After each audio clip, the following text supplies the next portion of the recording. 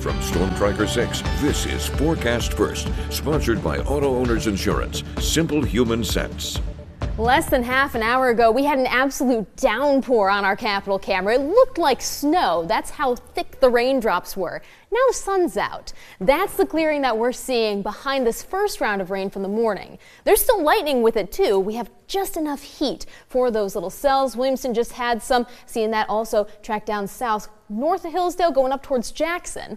Could be a little noisy. Also, if I take away the lightning, you see we had some heavy downpours too, and there's still more storms on the way. We'll track those coming up as 6 News at Noon begins. WMMS is here for you, celebrating 75 years of bringing you the news with 6 News at Noon. President Donald Trump heads to Texas today to see firsthand the devastation from the floods. It's our top story at noon. Thank you for joining us today. I'm Megan Vaselli.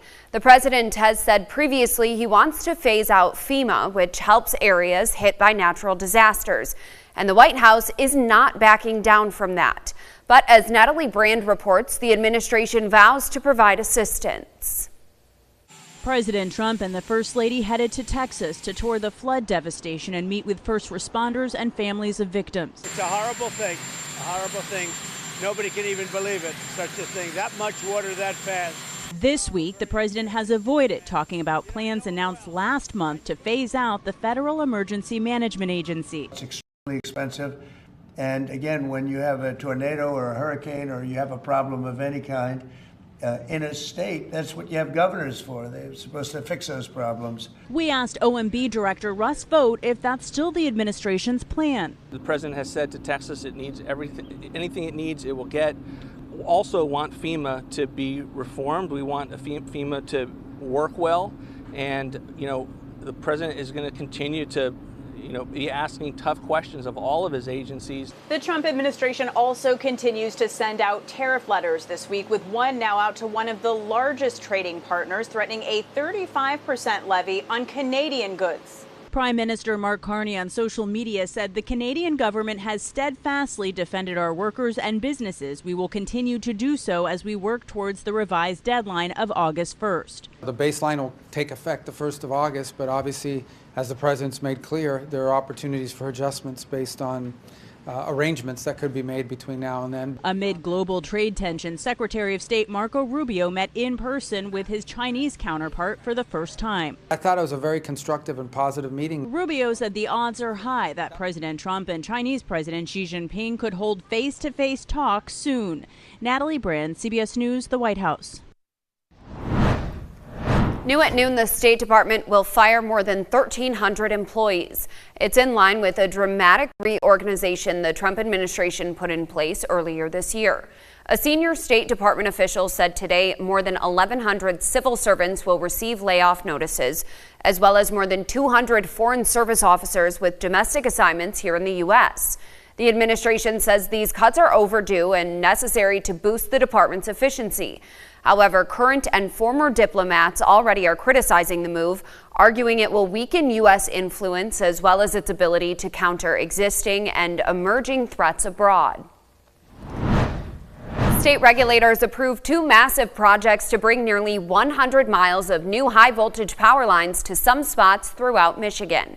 The Michigan Electric Transmission Company requested to place a 39-mile line between Eaton and Gratiot counties and a 55-mile line between Branch and Calhoun counties.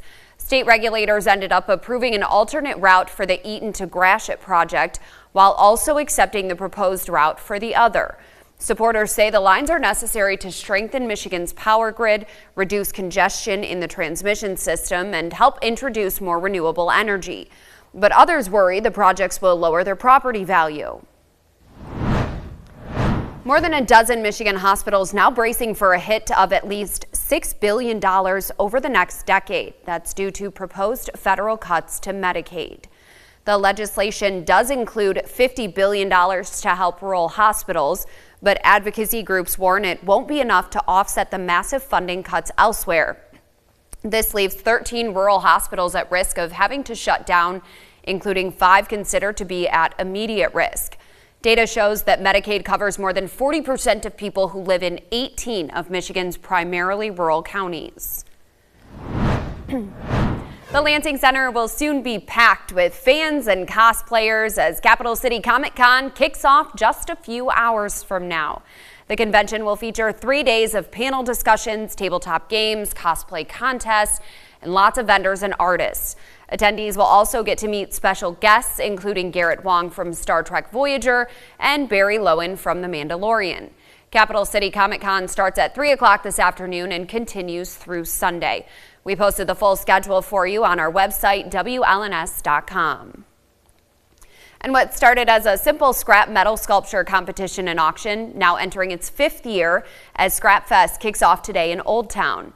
This event aims to showcase the incredible possibilities of recycled materials while nurturing community development and artistic exploration. It will, of course, include both the sculpture competition and auction, but will also feature family activities, live music, food, a refashion show, and much more.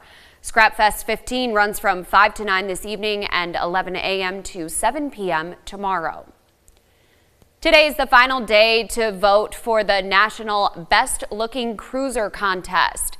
Michigan remains in the lead with more than 35,000 votes, but Florida's close behind with more than 34,000 votes.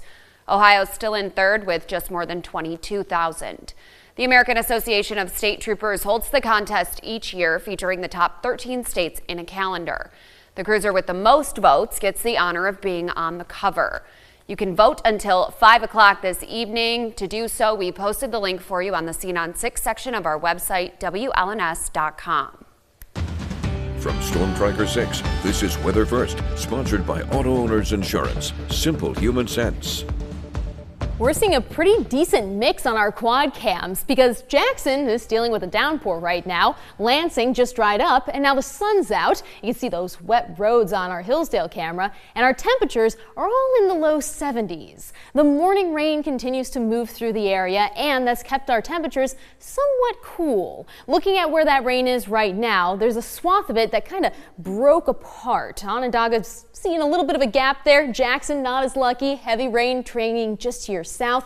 A little bit of lightning too, but that chance for lightning is going to come back again later tonight when it has better temperatures. I mentioned that we've stayed cool because of this rain. Where it hasn't been raining as much over towards Ann Arbor and Adrian, it's in the low 80s. So now that this is tracking to our east, we'll have time to recover, and that'll push our temperatures back up. Highs today still looking like they'll make it to the mid 80s, and that's with humidity, so expect it to feel like it's in the low 90s. Now, we already had our morning storms. We're getting ready for the ones this evening. The Storm Prediction Center still has us in that 2 out of 5 slight risk. That's clipping portions of western mid-Michigan and continues over towards Lake Michigan. The rest of us in a 1 out of 5 marginal. That just goes to show that there's more confidence that severe storms are most likely to our west. Now, looking at the percentage breakdowns here, tornado threat still very low, though it's not zero. You could get an isolated spin up in that line of storms. Then you also have that quarter-sized hail threat, and then winds up towards 60 miles an hour or more.